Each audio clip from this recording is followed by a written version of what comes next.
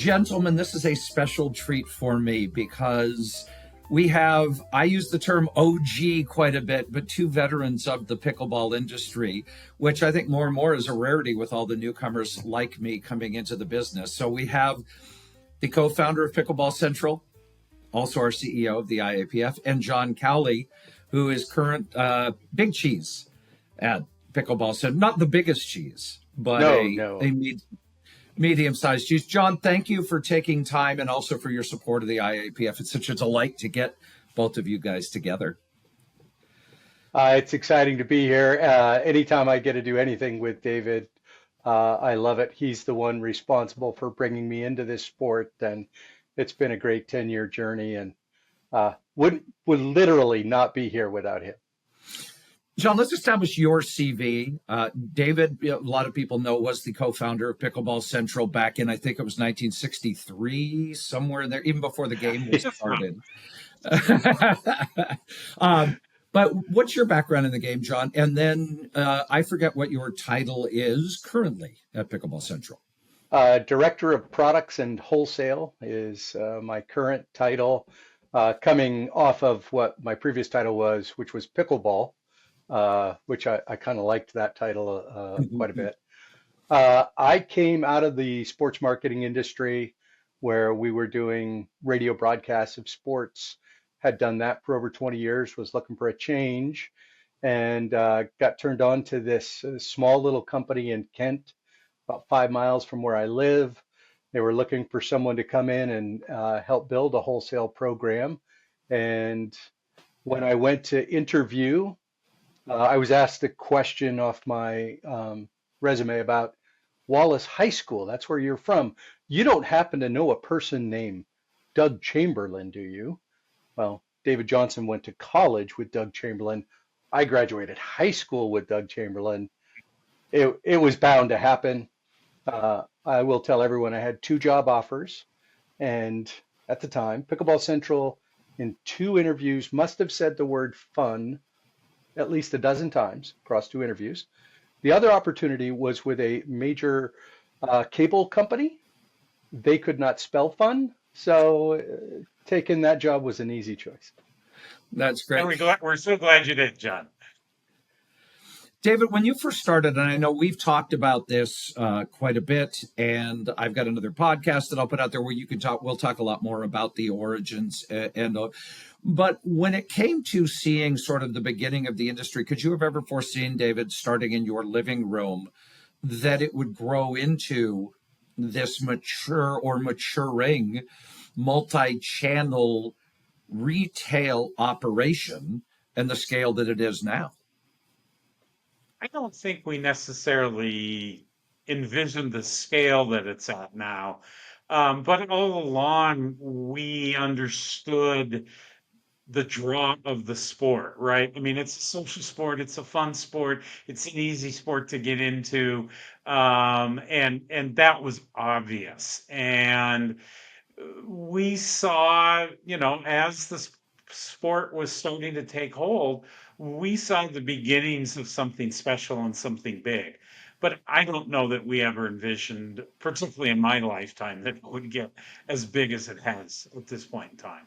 John, when you came into the industry, obviously still very, very new in their niche, if you will. And yes, there were passionate tournament players, especially in our Seattle area, with the founding and all that. But did you think that it could grow into such a large, comprehensive, complex industry the way that it is now, with the thousands of products and just paddles, thousands of paddles?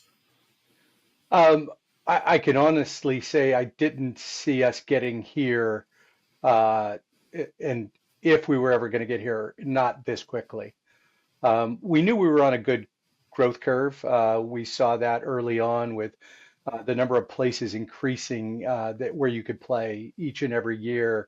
The ambassador program that was put in place by USAP back in the day was really having an impact on growing the sport. But it wasn't till pre-pandemic we started to see a shift in our demographic. where it started getting younger and younger, the people visiting the site, and then this people spending money on the site. And then once we hit pandemic, um, this sport was the outlet for so many people, whether it was just needing to get outside for mental health, getting the kids outside for mental health, or, or having that physical activity. Pickleball was a sport that people could play. And we went from not knowing what was going to happen with our space, our company, our jobs to uh, let's get as many nets in so that we can get those out to people so they can put them up in their yards and their streets and play this game. And the boom that brought to our sport was incredible. But even with that, I don't think I anticipated the Pro Tour getting as big as it has, the facilities that are being built that you guys know so much about. That amazes me on a daily basis. We started to see some traction as well, both in terms of some of the brick and mortar stores that started carrying pickleball equipment, and then Yep. Amazon and the impact it has. And I mean, we had conversations, John, where we were concerned about what would the impact be of an Amazon or a Dick's or a Sports Authority in the day in terms of how would that impact an online retailer like Pickleball Central. But we were able to have tremendous growth even as those other channels continued to grow. But that was a validator for us that when we started to see more and more products making their way into those sort of major channels, that the sport was really starting to take off. They used to call Pickleball Central the Amazon of pickleball, and now the Amazon of pickleball is Amazon. Um, and it has created challenges for anybody in the industry with as much market share as they have. But we've been able to shift gears a little bit, continue to serve our core customer with great customer service instilled by David and Anna as we started this company. Um, and now, with our ability to reach into facilities and have some brick and mortar space ourselves, it really is a new evolution in Pickleball Central and what we're about. Well, and that's obviously we are the International Association of Pickleball Facilities. So let's really look into that. As I've shared, I was a part of establishing side out pickleball centers up at north of Seattle for those who are around the country or around the world listening. And one of the first considerations I had, in full disclosure, John, you and I are friends, and we spoke quite a bit about when it comes time to establish a pro shop, a couple of big considerations or questions that I had. Question number one, simply, how big should a pro shop be? What should I carry? I am a paddle geek. I would have loved to have carried every single paddle under the sun. But I, like many entrepreneurs in pickleball, I didn't really know the retail side. How many SKUs should I have? What should I carry? How important is brand, etc. When it comes to establishing a brick and mortar, and David, you went through this when you first had Pickleball Station, one of the first facilities back in 2018, 2019. That consideration, how do you even begin to, if you're a facility and operator, begin to start thinking about what do I do?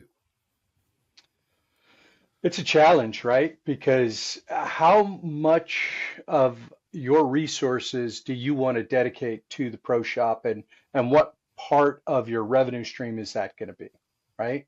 Because that's going to really start the baseline determining how big you want your store to be, and how many people are you going to have staff it, et cetera. When we had Pickleball Station back in the day, we were a little bit we had a little help from the industry, and there were only so many brands available at that time. So we We, didn't we, have, we also had a huge warehouse just through the door. So we had ready access to just about every title on the market at that point in time. And most facilities don't have the advantage of having a well-stocked warehouse behind their pro shop.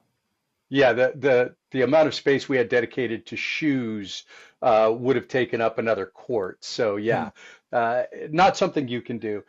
The other piece is how much does a facility owner really involve themselves into the game and what's happening?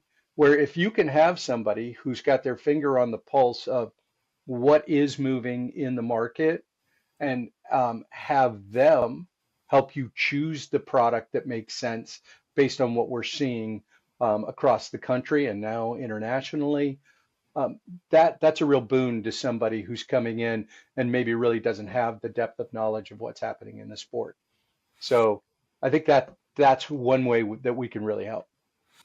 David, based on your all of the work you do, all of the research, all of the studying of the industry as a whole through your Business of Pickleball newsletter and our work here, in general, trend wise, do you see is there sort of a model or a success based on the number of courts you have, the number of players, et cetera? Is there any sort of, I don't know, a milepost, data points, or anything you can point to and say you should do this as a facility, or is it still just the Wild West? I think that there are a number of factors that you can look at with your pro shop.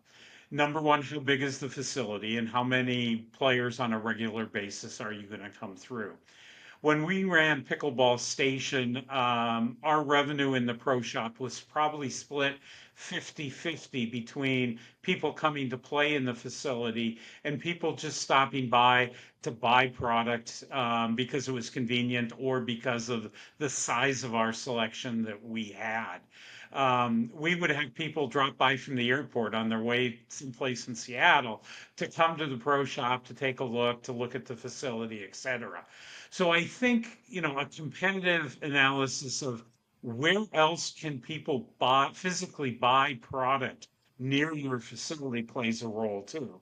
If there's a Dick's within a couple miles, people may tend to just go there because they're comfortable with it. They know about it. The hours might be better, whatever.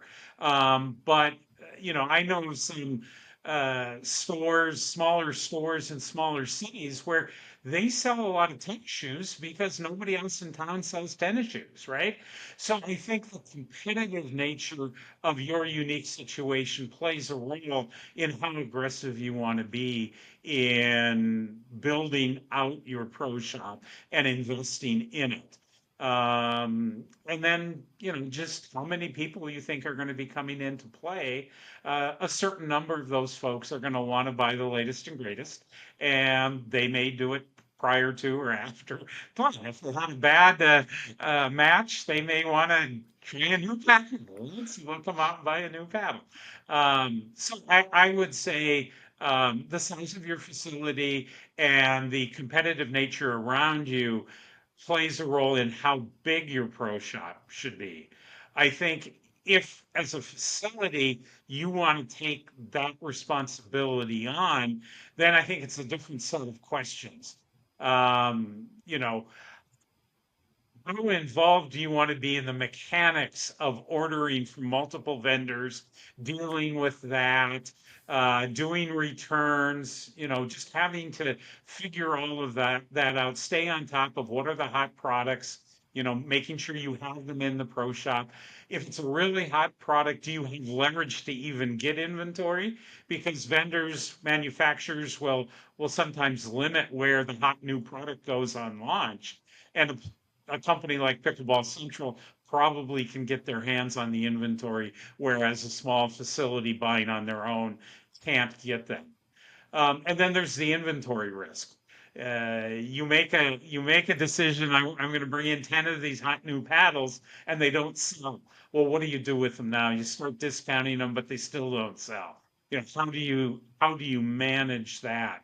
So the model from Pickleball Central, where they take on a lot of the administrative and a lot of the inventory risk, is definitely worth looking at, even if the amount you're making on each sale is less. You're risking and expensing a lot less to get that sale as well. And John, let's talk about the Powered by Pickleball program, which I am very familiar with because the math that I had to do when I started doing it is like, okay, I'm going to carry all these paddles myself and I'm going to go out. Oh, we're going to need slat boards. We are going to need gondolas. things that you hang shirts on and things like that. And the first thing you said to me was just like, just run the numbers, dude. I ran the numbers and suddenly I realized even to have a decently stocked pro shop, unless you just want to have one brand, for example, if you're an all Selkirk shop and you're going to have 5 paddles, well, I mean, I was over 10 grand just to have a decent selection. And to David's point, okay, I'm going to buy a bunch of gearboxes. Well, guess what? If they don't sell, I'm now 2 grand into a bunch of gearboxes. I don't necessarily have the wholesale price, etc. So then I looked at the Powered by Pickleball Central program, and it's going to sound like a commercial, but that was the decision we went. Tell people about how that works. Well, when it's a powered by Pickleball Central, it's really a Pickleball Central pro shop that's running in your location. And so we're going to ask you to invest some in the facility and the infrastructure. We're also going to need help staffing it, but the product that's coming in is going to be purchased by Pickleball Central. That's our responsibility. The education to help your staff know what each of these products are and who they're for. We will help with that education piece.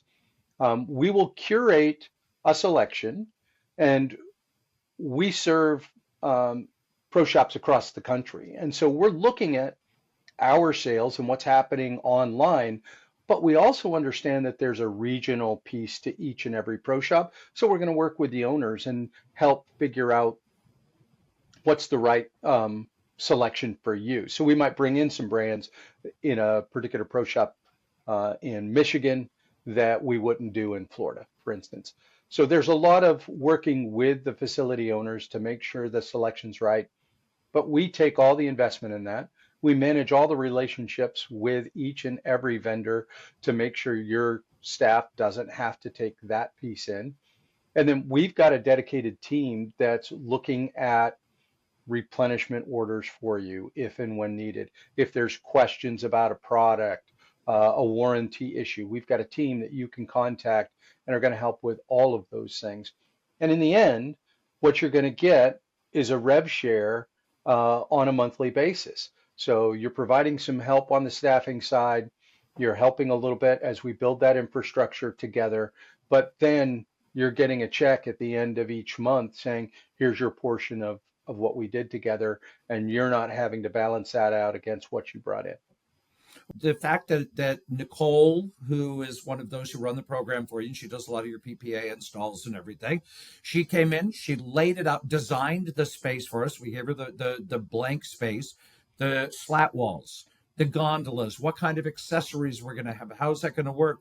She did everything that you bring in your own POS system, did not have to invest in that, but it's amazing how seamless it was. And to your point, I'm just going to go back to the numbers. It was like, well, great. Okay, I could make maybe 5% more at most, but I'm going to also have to invest $10,000 to $20,000 when I run out of paddles, etc. So I was surprised, A, that the program even exists, and B, that it made sense because it allowed, and I want to talk to you about this too, David, and that is the ability to carry so much more and to have that true choice. And I know that consumers more and more as they get educated, they want to have a choice of different brands, and they want to try the new Yola versus the new Pro XR, et cetera, and not be limited when you go to a pro shop and all they have is one brand, right? Absolutely. I mean, Pickleball Central has a very broad offering that they can help customize for your individual pro shop. And again, taking all of that ordering hassle and so forth out of your hands and letting them handle it is huge. It allows your staff to be focused more on people walking through the door, servicing them, giving them a good customer experience, and you spend less time in the backside dealing with administrative things. So wider selection absolutely is important. John, if a pro shop wants to carry something that's local that you don't carry at all, are they allowed to do that as well? We'll work with them on a case-by-case basis on what exactly that product is. But the short answer is yes. If there's something really meaningful and we're not carrying it, one of two things are going to happen. We'll find a way for you to be able to work directly with them, or what do you know? Maybe we start carrying it because it's something that's interesting, and there's a reason that we see that maybe that's going to hit with other markets as well. Right. Right. What do you think? Question for both of you. What is the key to running a successful pro shop? I know a lot of people come in. So I see this as both of you do. So many places where they literally just get a few paddles, they throw it up on the wall, they throw it in the case, and that's the extent of it. There's no knowledge, there's no customer service, there is no effort really to sell at all. But what do you think is the key for any facility out there, whether it's their own or powered by Pickleball Central, to having an actually successful pro shop? I think there's a lot that's going to go into that. Um, Part of it, I think that facilities really need to lean into is the fact that this is the place in your area where you can come and try this before you buy this. So you can't go into Dick's and go hit against a wall, but you can come into a pro shop and go on a court and see what that paddle's going to play like. That's something really to lean into that will help make your pro shop successful. Um, I think you hit on it earlier with Nicole being part of our team and her ability to merchandise, which is what her background is. She was working in Tommy Bahama and making all of their stores look fantastic as people come in. That makes a difference. When somebody walks in and it's inviting and the right products are in the right places and there's those little add-ons that make sense, all the little things that she's able to do from a merchandising perspective, we're able to share that knowledge with our facilities. A lot of this goes to what we learned on the PPA tour. We've got a store that goes on each and every stop at the PPA, and we realize that how that is merchandised makes a difference in what draws people in. So it's going to be utilizing the knowledge of those who've been there before to make it look right, utilizing the knowledge of those who've been there before to make sure the selection's right, and then finding a way to teach the staff so that they have enough knowledge and help somebody make that decision.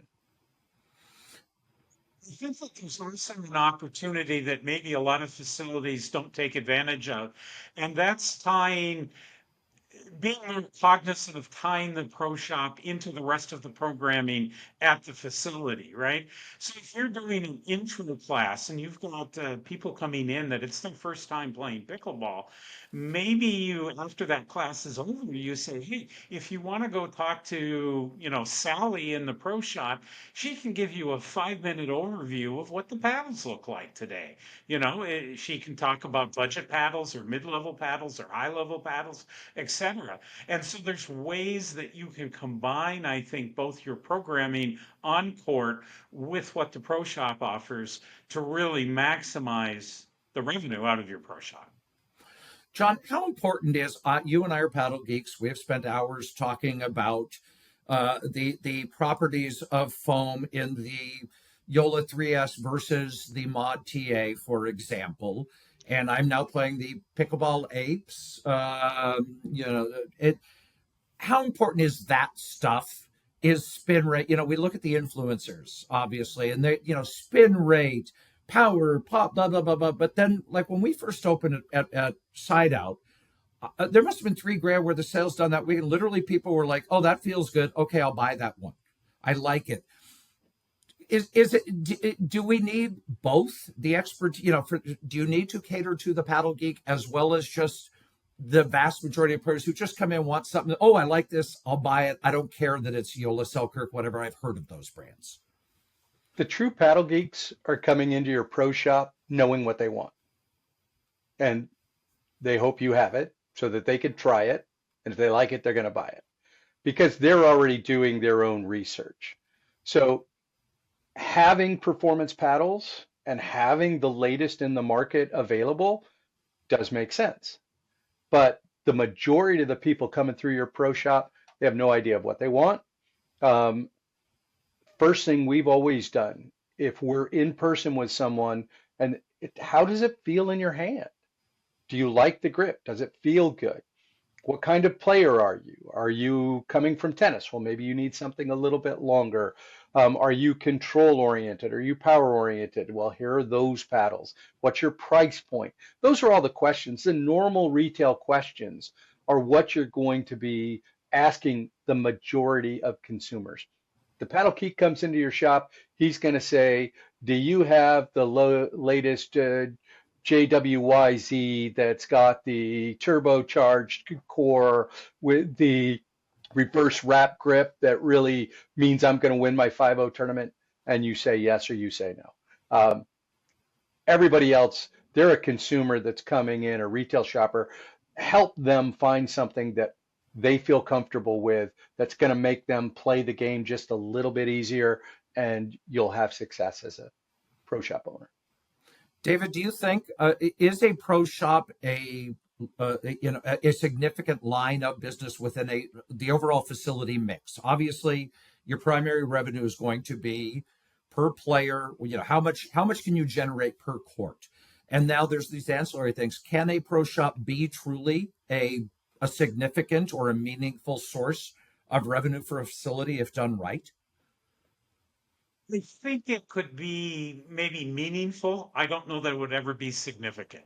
You just, if you have 10 courts in your facility, you are hopefully generating a lot of income through court fees or memberships and stuff. And it's hard for a pro shop to become a significant portion of your overall facility. But I think it's an important one. And I think that it is complementary to players coming in and paying for time on the court, right? I think that having one is a feature that is almost required in a facility that has, say, six or more courts in the facility. You pretty much need to have one in there to be providing what those players need when they come in. But I don't see it as being a significant revenue generator. John, what do you see as the biggest mistake that new facilities or current facilities, because I see plenty of places that have been around for a couple of years, and that there is no experience, as I mentioned. I think it goes back to something I've taught in sales for years, which is you're never going to get rich selling to your family and friends. So if you pick the brands that you like, that you think are most impactful because you play with them and your buddy plays with them, and that's what you're sticking with, you're missing out on a lot that's happening in the industry and really basing it on emotion and not data. Where Pickleball Central is going to really look at the brands that are coming into the space. Are they offering something new? What products are truly relevant? And we're always finding adjustments in the market. We're always finding new products coming on the market that could be interesting and have that incremental advantage in a pro shop. So those are the things that we can do for you on a data-driven basis, where if you make all your decisions based on, well, I've played this brand my entire life, and that's what, by gum and by golly, everybody wants to play. I think that's where you fall into some mistakes. David, what about you? Have you seen things where you're just like, or your experiences, given that you ran a facility where you're like, in retrospect, I should have done this, or I'm glad I did this? Well, I think that we were extremely fortunate again that we had a warehouse just behind our doors. So the breadth of product that we could put in the pro shop. We also carried shoes and we also carried things like temporary nets, which temporary nets, I mean, you can go on Amazon and get them, I guess, but if you needed one today, Dick's probably doesn't carry a decent temporary net. So there are certain things that you can become known for in your community as the go-to place. And so I think you want to look at that type of thing as well. How can we define our niche within our community in a way that gives us an advantage over any brick and mortar stores or over Amazon, who can, depending upon where you're located, can deliver tomorrow or the next day. That would probably be the major thing that I took away. John, in terms of price, Um, it's interesting. You and I are both passionate golfers as well, and I worked in the golf industry in a number of ways. And I remember it used to be at most clubs there was a pro shop where you could go and you could demo things, and you might be willing to pay a 10% premium over, say, an online because you could do it and you had a relationship. And then Amazon comes along and grows over the years, and now they've moved big into pickleball. Well, and they're going to undercut or match just about everything. From your perspective, how important is price when you get down to your pro shop, your brick and mortar versus competing with any online entity for that matter? Well, I think it's important to have a range of price points. You can't have just performance paddles and you can't have just introductory paddles. So you have to have that range. Any retail today is subject to the shop in store, buy online that we see happening, where people go into Dick's, they'll shop around, they'll see what they want, they go on their phone, it's cheaper at Amazon, boom, I'll buy it, it'll be home, right? So building a relationship with your customer, being involved in the community, being the place they play and not just shop, all those things will help. But if you've got the range of prices and you have associates who are educated about the product and help people make the right decision for them, that's your advantage.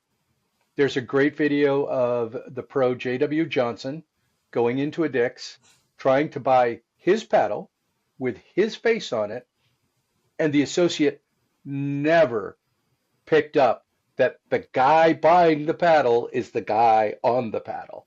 Um, you can't have that. But if you've got some expertise and you help them make a good choice, they'll buy it from you.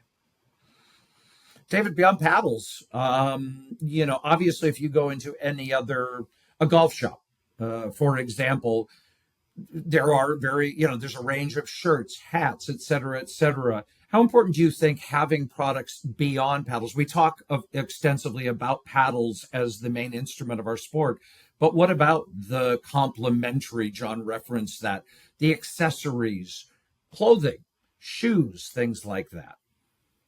I think it's becoming a bigger category. I think that the apparel industry is maturing and we're moving away from just a t-shirt that has a funny saying on it, to, more classy, can I say, products. And I think that's important.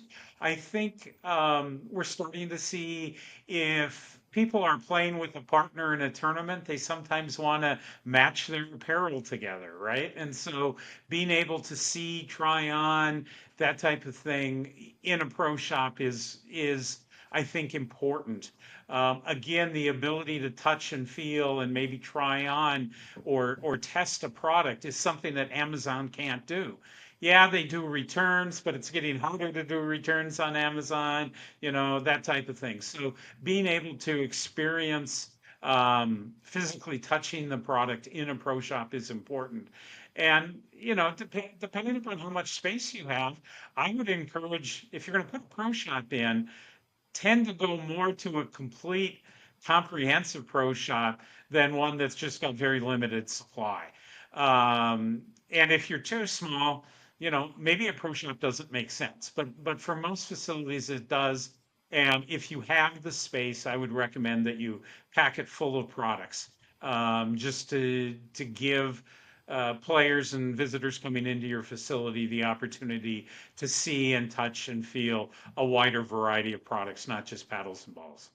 And I would add to that um, as you're planning out your space, if you're going to go with a wider array, make sure you've got enough storage as well, especially if you want to have shoes, because Shoes. shoes are more of a challenge when you're looking at gender, size, color over a few models. That's something that you've got to make sure that you've got enough room for some backstock. And we've been able to work through that with a number of our facilities. We keep a thinner backstock than we might if you were a shoe store, and we can fill that in more often as you go through things. Um, as to the overall importance of apparel and shoes, I can tell you that on the tour, we have seen what used to be when David and I would go out to the US Open or Nationals and would be at one of these large tournaments with lots of people, it was all about the paddle. We had a demo space, people wanted to hit it. What we're finding now on the PPA tour is that people are coming in, and yeah, there's still that group that wants to see the paddles and shop them, but a lot of these people, they want a memento from the tournament. Um, they they forgot a hat, they need a towel. All of those accessories play a vital role in our store that is out there on the tour, and we can bring that knowledge to bear too as we're working with our facilities. Say, don't forget to have extra towels or sweatbands or hats. Uh, Bring in eyewear nowadays because that's becoming more important part of our sport. So making sure we're ticking all the categories that are important is something we're able to do. So uh, let our knowledge help you do that, and know that I agree with David. If you can put more in there, it's going to be a more successful shop for you and a better experience for your customers. Because in the end, the pro shop is a bit of a marketing opportunity for you to tell people that you know about the sport, you're bringing in the latest and greatest, so that when they come into your facility, they see you as an expert, as someone who knows what's happening in the sport just by how your pro shop looks. I was about to ask John, do you have a sense of how many of your facilities are carrying shoes versus those that aren't? Um, I can say we're getting more and more requests to have shoes from some of these independents. Uh, we have some franchises who have um, some agreements with some footwear companies, so we're seeing quite a few. I'd say right now it's probably 60% of our facilities that we're working with are carrying shoes. And I would say that within a few months that I would expect that to be much higher, to 80 to 90%. And those that aren't carrying shoes are only doing it because of room and not having the space. Yeah. Uh, if you're a facility that does want to offer shoes and you don't have the space, that's another advantage of the Pickleball Central program. We can send you a try-on set. So you have a brand that people want. They come in, they are able to actually try the shoe on, which is always important in selling shoes, and then they can buy it from us online. We will make sure that the facility gets credit for that, and it goes towards that monthly check that they get at the end of each month. We'll get it shipped out to that consumer as quickly as we possibly can so they have it and they're happy. So it's a way that you can offer that to your members while not actually having all the stock on site. John, what does it take if somebody was interested in learning about your program, meeting with you, talking about seeing if there is a fit there? Again, whether you're a new facility just coming online or you're thinking, well, I need to up my game here. How do they engage with you? What is that process like for a facility to work with Pickleball Central? Um, they can just send us an email. We've got info at pickleballcentral.com as a place people can go. There is a pro shop group that's pro shops at pickleballcentral.com. That's a great place for people to go and get right in front of the people who are running our pro shops and just start the dialogue. Tell us where your shop is. Tell us what your experience is right now and what you'd like. We have a couple of ways that we run with the Powered by Pickleball Central. What we've been focused on so far today is where people are actually just having Pickleball Central come in and do all the work, bring in all the product, and do that rev share.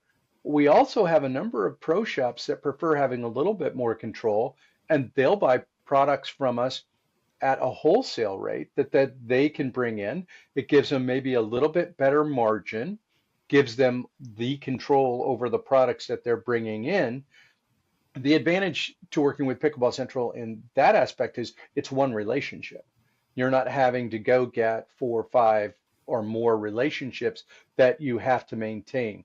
You also don't have to meet a higher minimum that you may for some of these brands, that if you're going to carry my brand, you have to have X, Y, or Z in your store. Where with Pickleball Central, We're a one-stop shop. You can purchase what you need from us. And if that's the way you want to go, we'll get you in touch with our wholesale program and they'll reach out and get you set up. And what's really cool too, I'll just put in a plug that the team that you have, they're real people who play pickleball avidly. That we know that you're not so big that you have a just sort of a call center somewhere offshore reading scripts, and that to me has been incredible because even I needed barriers for the new facility. We needed 50 plus barriers, looked at fencing versus that. And Nathan was able to help me with on court, off court, not only look at options, send me options and all of that. And he was on that from beginning to end to make sure that we got what we needed, that it worked. And he's in direct contact with the manufacturer and the supplier so that it was seamless. So there's just another, I would say, advantage versus my having to call a supplier and do all this because I didn't know what I was talking about. And they were able to say, no, you really want 10 more bases, for example, to do that and configure it that way. So there's just another plug for why I really loved having an expert behind me and not me trying to figure it out myself like so many facilities are doing. We are more than happy to help you curate that selection to find solutions to your problems. We are people centered. Heck, we can't even spell algorithms. So we're really going to do it the old fashioned way. We'll bring data to bear. Don't worry about that. But uh, in the end, it really is about the relationships with our brand partners that allows us to really be successful for facilities. John, can facilities outside the United States belong to powered by Pickleball Central? We're looking at that and exploring how that is going to happen. Um, I have been since the beginning, 2015, when I started talking to people internationally, watching the game grow. It's exploding now on an international level, which is very, very exciting. We have parts of our company that are pushing that international growth as well. So yes, we're open to it. And I'll tell you, if we can't do it, we can certainly help you find the right way to get it done. I wanted to ask you guys, you keep brand keeps coming up. And one of the things I've noticed that I find very interesting since I really got passionate about the game about 3 years ago, and that is the brands that dominate currently, a Selkirk, a Yola, for example. Obviously, there's our two of our big dogs. But I look at a brand, Adidas, trying to establish really a foothold. Wilson, Babolat, these brands that have huge presence in other sports, other racket sports. Are they going to become bigger players again? And should I, as a facility, if I'm relatively new, I know of Wilson, for example, but they don't really have much of a presence, at least at this point, in pickleball, the mind share, if you will. Are those brands going to be coming? And should I, as a facility, be thinking about that? Or do I just stay a little more focused on those that are winning now, if you will, that are popular now? I would say I would always keep my eye on the horizon. Uh, these brands have been successful in other sports for a reason. And it's once the sport gets to a certain level and they're able to really, if we mature as a sport, the mature brands will have a better opportunity to create market share for themselves. I think there's things coming from these brands that are real. The head Motion Pro shoe that came out recently was a real technical innovation in footwear from one of these big brands, and it was one of their most successful products they've had to date because they really went to their roots, but tweaked it specifically for pickleball. So yes, these brands are coming. When they're going to make that leap over what is currently available and come out with something new and different and really become relevant, I'm unsure when that's going to happen. For now, I'd be tied into the brands that are being successful in the sport because that's what your customers are going to want. But I would definitely keep an eye on the horizon uh, with those bigger brands. Uh, they've just, there's a lot of thought going into it. There's a lot more commitment to the sport from some of these brands than I've seen before. So I believe it's a matter of time. Um, I just I don't know what time it is. David, you Let know, me add oh, let go me ahead. add a couple things to that. Um, my experience, and now this was 4, 5, 6 years ago at Pickleball Station. If we had an absolute newbie coming into the pro shop, they would often gravitate towards the national well-known tennis brands, the Wilsons, the Heads, etc., because they knew them and they didn't know a Selkirk. And we would try to educate them on, yeah, the head handle is going to be great for what you want, or well, for what you're looking for, maybe a Selkirk or a Pro Light or something like that is a more appropriate paddle. So the big major brands have that advantage of being a big major brand. They have brand recognition. They're seen on television a lot more than a Selkirk or a Yola, et cetera, et cetera. So they have that advantage always at this point in time, and I think will going forward. I think the second place that they have the advantage is international, because Head is already selling tennis rackets in Vietnam, in Malaysia, in India. So they already have an infrastructure in place. And that can be huge when you're trying to enter and really grow an upcoming market that is going to show fast growth. Having that infrastructure in place, you've got a warehouse close by where you can ship from. You know how to get through customs and duties, and you may even have some pros that you can take advantage of. So I certainly wouldn't cut them out of the equation. I think history has shown that some of the tennis brands didn't necessarily listen to the feedback that pickleball was different than tennis, and they plowed ahead with what they thought would make sense and didn't necessarily listen to the market. And I think that the sales of their products kind of showed that 4, 5, 6 years ago. And so, like John, I would say keep your eye on them. They have a lot of advantages, but they really have to understand that the pickleball market is not the tennis market. It's different products, it's different players, and they really have to invest in understanding the market. Not just for any vendor, but particularly for brands that maybe are a little cocky because they do really well in another sport where there's only 5 competitors, to the pickleball market where there's thousands of competitors and so. One of the things, John, that I see that's very apparent now, we are starting to reach, I won't call it a critical mass, but certainly in the Seattle area alone, we've gone from no dedicated facilities in the Seattle metro area. We're going to have 6, 7, 8 within the next, say, 6 months. So now you as a retail, as a facility, you have competition, whereas you didn't before. When you look to the future, when you are counseling facilities, what is going to be, or what are some of those considerations, not just in a vacuum of here's how I do a good pro shop, but now you have competition. What do you tell facilities out there that they need to do if they're going to be successful? As I think about the facilities, and you're going to have to learn your customer and find out what it is that's bringing people in your doors.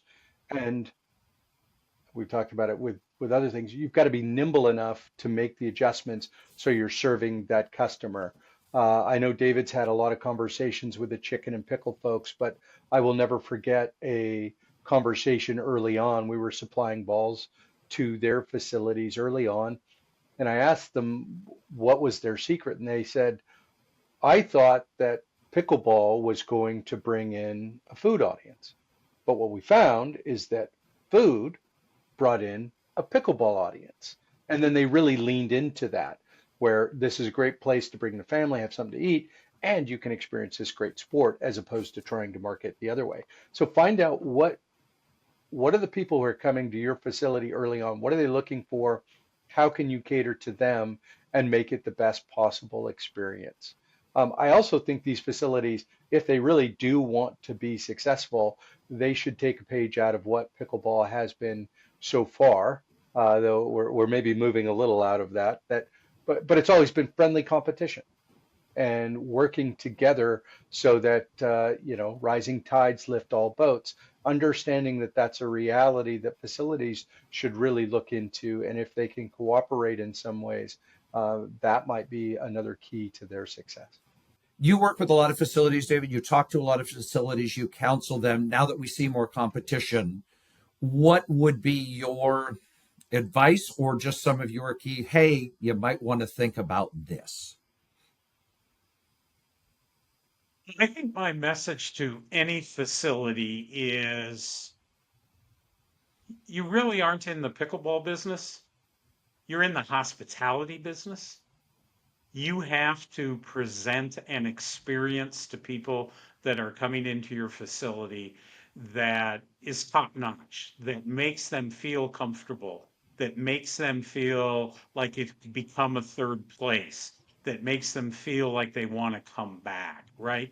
If you can, through hospitality, get them to develop a community within your facility, that is a superpower in terms of competing with other facilities that don't do that.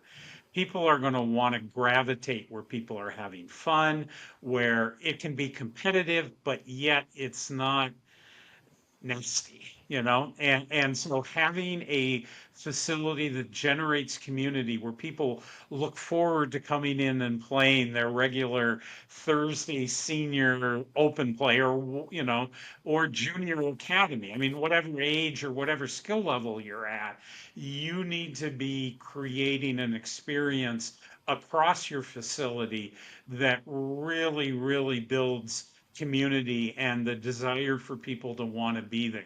Because if you don't, that facility down the road might very well be doing that, and they're going to go there and spend their money. Wow.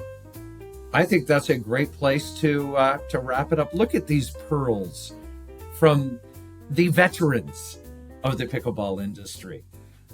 John Cowley, Pickleball Central, and of course, David, our CEO of the IAPF. And I just want to put in one plug before we wrap it up, and that is, as we begin to grow the association, we are providing free memberships for facilities to join us in this first year. Learn from your peers, learn from having access to the experts like John and David. So if you haven't, go to the website right now, just click on join, it's free. And as David has said, John, this is one for you too. Hey, you're not happy? Send me a note. I'll get back to you. So, and you've got his number, John. So if you're not happy, call David. Hey, John, thank you so much for taking the time. I know it's been a long conversation, but tremendous value and tremendous information. And I know that you are still accessible to your customers out there, whether they are an independent shop or they are Pickler, which now you're doing all of theirs too, which we didn't talk about at all. Pickler, Dill Dinkers, we work very closely with them, a lot of independents, and more to come. And I appreciate the opportunity to talk to folks. I think from the very beginning with David, the growth of the game has always been part of the DNA of Pickleball Central. That's what we're looking for, is working with companies, with associations, with brands that are interested in growing this game, because we know how much fun it is, how much joy this game brings to so many people. I'm excited about what the adventure you guys are on and helping to be part of it. But as long as we're looking at growing the game, I'm all in. John, thank you. Thanks, John.